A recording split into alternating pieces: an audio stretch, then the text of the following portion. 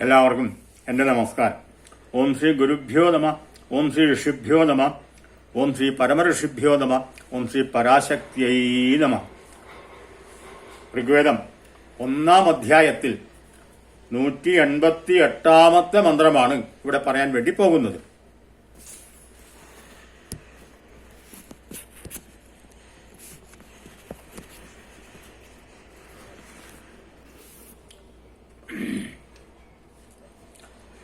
യേ മഹോ രജസോ വിദു വിശ്വേ ദേവാസോ അദ്രുഹ മരുൽഭീരഗ്ന ആഗഹി. ഇതാണ് മന്ത്രം. അന്വയം: യേ മരുത മഹരജസ വിദു വിശ്വേ ദേവാസ അദ്രുഹ ഹേ അഗ്നേ തൈ മരുൽഭീ സഹ ആഗഹി. യേ മരുത മഹരജസ വിദു, മഹത്തായ ജലവർഷണത്തെ അറിയുന്ന മരുത്തുക്കൾ. വിശ്വേ, സപ്തമരുത്തുക്കളായ മരുൾഗണങ്ങൾ എല്ലാം ഹവിസ്സു സ്വീകരിക്കാൻ യോഗ്യരായിട്ടുള്ള മരുദ്ഗണങ്ങളാണ്.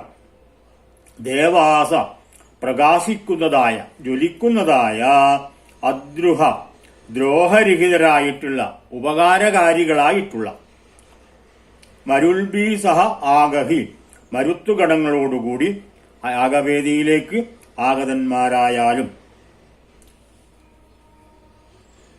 അർത്ഥം: ജലവർഷണത്തെക്കുറിച്ച് നന്നായി അറിയുന്ന, വർഷപാത സമയത്തെക്കുറിച്ച് നന്നായി അറിയുന്ന, പ്രകാശമാനന്മാരായ, ദ്രോഹരഹിതരായിട്ടുള്ള, സർവോപകാരികളും ആയിട്ടുള്ള യജ്ഞാർഹങ്ങളായിട്ടുള്ള സപ്തമരുത്തുക്കളെയും കൂട്ടി, അല്ലയോ അഗ്നിദേവാ, താങ്കൾ യാഗവേദിയിലേക്ക് വന്നാലും.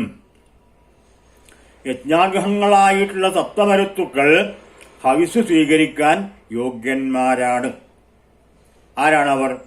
ആവഹൻ, പ്രവഹൻ, ഉദ്വഹൻ, സംവഹൻ, വിവഹൻ, പരിവഹൻ, പരാവഹൻ എന്നിവരാണ് സപ്തമരുത്തുക്കൾ. അഗ്നിയെപ്പോലെ തന്നെ യജ്ഞവേദിയിൽ ഉത്കൃഷ്ടസ്ഥാനത്തെ അവരെ പ്രതിഷ്ഠിക്കുന്നു. അവർ യജ്ഞവേദിയിൽ വെച്ച് ഹവിസ് സ്വീകരിക്കുന്നതിന് യോഗ്യന്മാരാണ്. ഇതാണ് ഈ മന്ത്രത്തിന്റെ സാരം. സപ്തമരുത്തുക്കൾ യാഗവേദിയിലെ ഹവിസ് സ്വീകരിക്കാൻ യോഗ്യന്മാരായിട്ടുള്ള ദേവഗണങ്ങളാണ് എന്നാണ് അർത്ഥം. ഈ രംഗം ഇവിടെ അവസാനിക്കുന്നു. വീണ്ടും കാണാം. നമസ്കാരം.